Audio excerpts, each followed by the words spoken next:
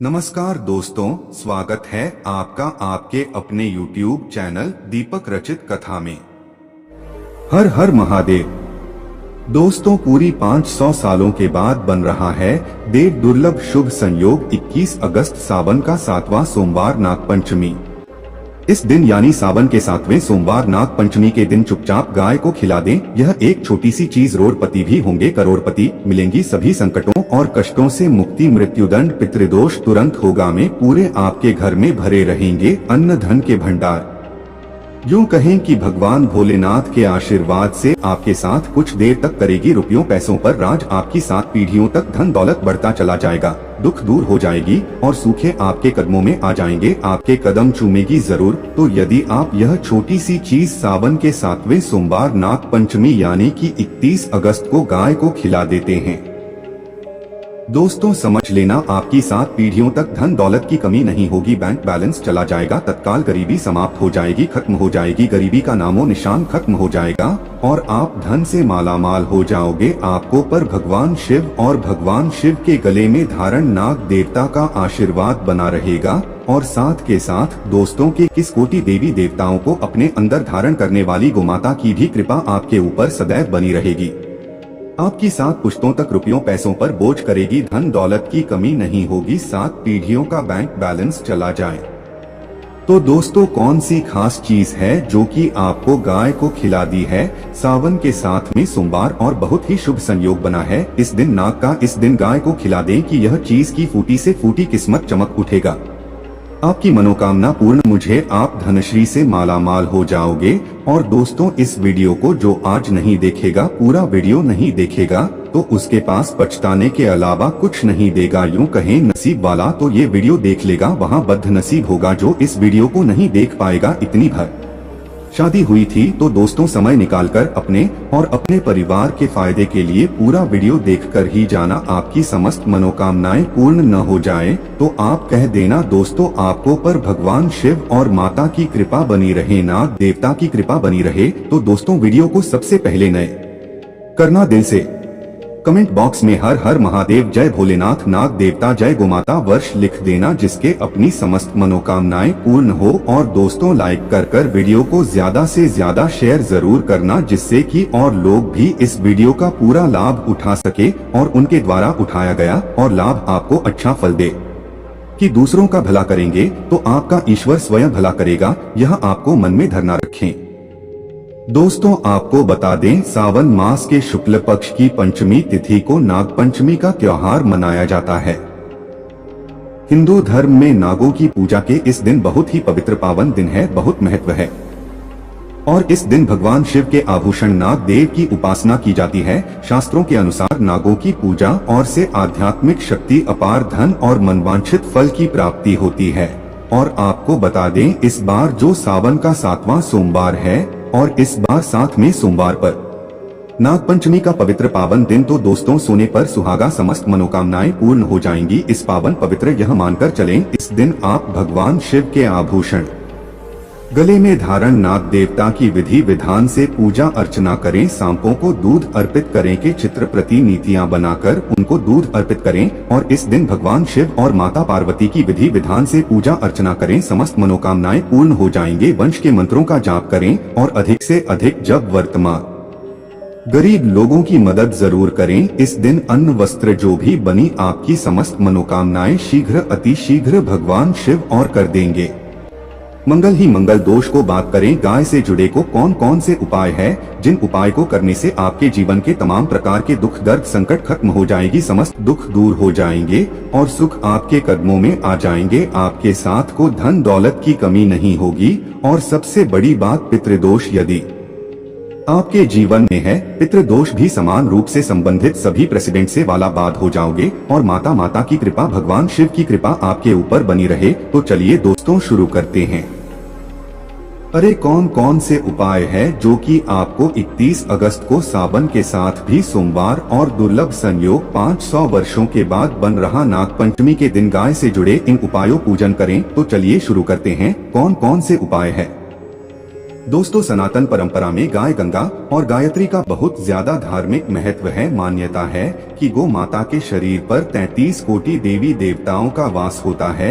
वह माता की सेवा पूजा करने वाले जातक पर इन सभी देवी देवताओं की कृपा बरसती है। गो सेवा से न सिर्फ इस जन्म के बल्कि पूर्व जन्म के भी दोष दूर हो जाते हैं। प्रत्येक सुबह जब आपके घर में बहुजन बनना प्रारंभ हो तो सबसे पहले बनाई गई रोटी को आप गो माता के नाम से निकाल दे और भोजन करने से पूर्व गो माता को इस रोटी को खिलाएं। यदि संभव हो तो गाय को खिलाएं। यदि काली गाय न मिले तो सफेद गाय को भी आप खिला सकते हैं। प्रका गोबर, गोमूत्र, गाय का दूध अथवा गाय के दूध से बना भी अवश्य शामिल करें। इससे आपको उन फलों की प्राप्ति होगी। सनातन परंपरा के अनुसार जिस घर में गाय होती है उसे घर से जुड़े सभी वास्तु दोष तो स्वतः ही समाप्त हो जाते हैं। किसी भी पूजा में गाय से प्राप्त जंग में युक्त निर्धारित का उपयोग अवश्य शामिल करें, क्योंकि पंचम के बिना कोई भी पूजा पाठ और हवन बल नहीं होता। जरूरतों को कृपा पाने के लिए प्रतिदिन सर्वदा मर्तबा महीने में परिवार समेत एक बार गौशाला जाने का नियम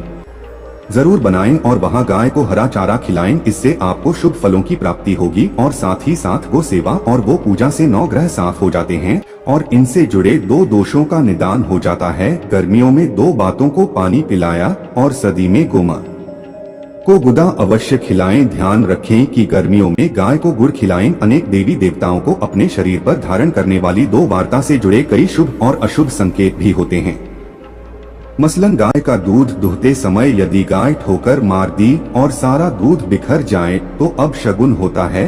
यदि को यात्रा पर निकल वाला हो और गाय अपने बछड़े को दूध पिला भी सामने आ जाए तो निश्चित रूप से चित्र यात्रा के लिए आप निकले हैं, वे यात्रा आपके लिए से सफल होगी और वह काम जिसके लिए आप निकले हैं वे अवश्य ही होगा। यात्रा पर जाते समय पाई और गाय की आवाज आना और रात्रि में गाय की कार्य करना भी शुरू होता है। दोस्तों, साथ साथ गाय के साथ माँ को भूलकर भी यह काम ना करें, अन्यथा मिलता है घोर नरक और जीवन भर परेशानियां। दोस्तों, गाय को राष्ट्रीय पशु बनाए जाने और इन्हें मौलिक अधिकार दिए जाने की बात हो रही है तो सवाल उठता है कि गाय जब भारतीय संस्कृति का हिस्सा है तब भी गाय के साथ लोग खराब व्यवहार कैसे कर लेते हैं। गाय दर की रहती है भर पेट, इन्हें चारा तक लोग नहीं देते। गाय जब तक दूध देती रहती हैं तो उनकी सेवा होती है और जैसे ही दूध देना बंद कर देती है तो लोग इन्हें उनकी किस्मत पर छोड़ देते हैं, सड़कों पर और गलियों में भटकने के लिए। ऐसे में गूगल से जीवों को कोई डंडे से मारता है तो कोई उन पर पानी डाल देता है, कभी वाहनों से इन्हें ठोकर लग जाती है तो कभी बीमार होकर बेचारी एक गाय दम तोड़ देती है। ऐसे में जरूरत है इन बातों को जानने की कि गाय को लेकर शास्त्रों में क्या कहा गया है, गाय के साथ को कैसा व्यवहार करना चाहिए। क्या दोस्तों, गाय को कभी भी मारना पीटना नहीं चाहिए। शास्त्रों में गाय को माता का दर्जा दिया गया है। गाय को मारने पीटने वाला जन्म पशु योनि में मिलता है। तथा है कि गौतम मुनि ने गलती से गाय को डंडा मार दिया था जिससे गाय की मृत्यु हो गई थी और इस पाप से मुक्ति के लिए जिन्हें वर्षों तक तपस्या करनी पड़ी, श्री कृष्ण जी ने स्वरूपों में आए असुर का वध कर दिया था, जिससे मुक्ति के लिए भगवान श्री कृष्ण को संपूर्ण को एक कुंड में बुलाना पड़ा और इस कुंड में स्नान से मैं पाप मुक्त हो गई थी। के साथ 2 पानी पी रही गाय को भगाते हैं, वे घोर पाप के भागी बनकर नरक भोगते हैं, ऐसा पुराणों में बताया गया है। जबकि 2 लोग गाय के लिए प्याऊ और चारागर बनवाते हैं, वह माँ भाग्यवान होते हैं। ऐसे लोग घोर पाप से मुक्त होकर स्वर्ग आ जाते हैं और बड़े ही धनवान कुल में जन्म लेकर सुख भोगते हैं और साथ के साथ आराम कर रही गाय को गश्त देकर कभी भी उठाना नहीं चाहिए। कहते हैं कि जिस स्थान पर गायब रहती है वहां से नकारात्मक ऊर्जा समाप्त हो जाती है। के बैठने की जगह को जो लोग नियमित साफ रखते हैं पूर्व जन्म में गई जाने अनजाने में पापों से मुक्ति हो जाते हैं और गोलोक में स्थान पाते हैं। गाय को डंडा मारकर उठाना, पानी डालकर उठाने से मनुष्य पाप का भागी बनता है और अगले जन्म में उसे दर दर भटकना पड़ता है। और साथ साथ शास्त्रों में बताया गया है कि गाय का दूध उसके बछड़े के लिए होता है। गाय के बछड़े से बचा हुआ दूध ही मनुष्य को लेना चाहिए, लेकिन कुछ लोग एक बार गाय को दूध लेने के बाद फिर से बछड़े के लिए बचा हुआ दूध भी लेते हैं। ऐसा करना घोर पाप कहा जाता है। ऐसे दूध को लुभाने वाला और करने वाला दोनों ही पाप के भागी बन जाते हैं। साथ साथ शास्त्रों में कहा गया है कि 2 वर्ष यानी गाय और बैल की पीठ पर नहीं बैठना चाहिए, इनके पीठ पर बैठने से महापाप लगा है। ऐसे लोगों को नरक की यातना भोगनी पड़ती है। एकमात्र महाद्वीप के अंश के उत्पन्न नंदी ही 2 बच्चे हैं करती है, क्योंकि मंडी में स्वयं अपने एक से महादेव की सवारी बनना स्वीकार किया था। और साथ ही साथ शास्त्रों में गाय के दौरान को बहुत महत्व दिया गया है, लेकिन ऐसी गाय का दान कभी नहीं करना चाहिए जो बूढ़े और बीमार हो। कठोर उपनिषद में नचिकेता की कथा भी इस संदर्भ में है कि जिस नचिकेता ने पिता द्वारा बूढ़ी गाय को दान करने पर आपत्ति जताई थी, दूध देने वाली और बछड़े सहित जो लोग गाय का दान करते हैं वे महान पुण्य को प्राप्त करके स्वर्ग में स्थान पाते हैं। दूसरी, साथ साथ सूर्य चंद्र मंगल शुक्र की युति राहुल से हो तो पितृ दोष होता है।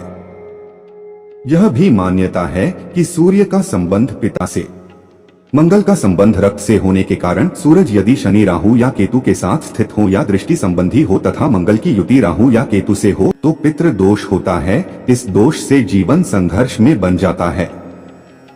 पितृ दोष हो तो गाय को प्रतिदिन या किसी भी एकादशी को या किसी पूर्णिमा के दिन अमावस्या को रोटी गुरुचारा आदि खिलाने से पितृ दोष समाप्त हो जाता है। साथ ही साथ देसी गाय की पीठ पर जो कपूर को होता है वह बृहस्पति गुरु हैं। आठ जन्मपत्री में यदि बृहस्पति अपनी नीच राशि मकर में हो या अशुभ स्थिति में हो तो देसी गाय के इस प्लस पति भाग एवं शिवलिंग रूपी ऊपर के दर्शन करने चाहिए। बोर्ड तथा चने की दाल रखकर गाय से गोमाता आती हुई दिखाई दे तो गोमाता को आप अपनी दाहिनी ओर से जाने देना चाहिए। आपकी यात्रा अवश्य सफल हुई। और साथ साथ यह संकेत भी लें, यदि आप यात्रा पर जा रहे हैं और सामने आपके गाय पर जाए अथवा अपने बछड़े को दूध पिलाती ही सामने गाय दिखाई दी जाए तो समझ जाना कि वह यात्रा आपके लिए अवश्य ही सफल होंगे। और साथ साथ जिस घर में गाय होती है उसमें वास्तु दोष स्वतः ही समाप्त हो जाता है। और साथ ही आपको बता दें कि गाय को आप जो भी रोटी बनाएं प्रतिदिन ताजी रोटी ही बनाएं। गाय को अगर आपने रोटी बनाई है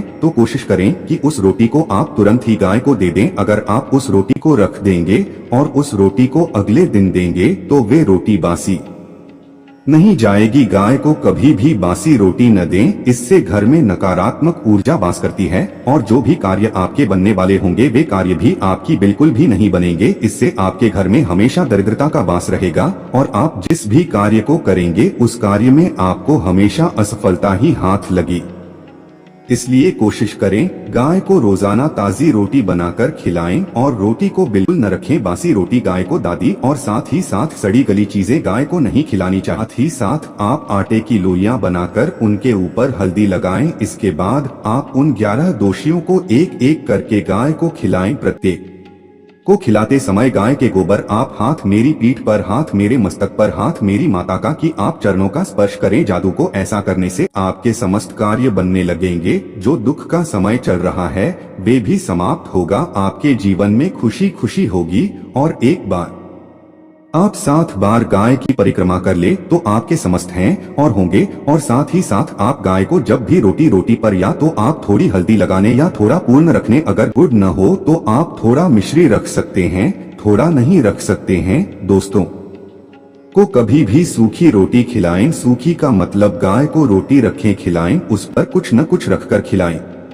हेल्दी रखने गुठली मिश्री या जो भी रखने में खाली रोटी नहीं चलानी है। ध्यान इस बात का रखें जब भी आपको शुभ फलों की प्राप्ति होगी। दोस्तों आज के लिए बस इतना ही। मिलते हैं एक और ज्ञानवर्धक वीडियो के साथ। धन्यवाद।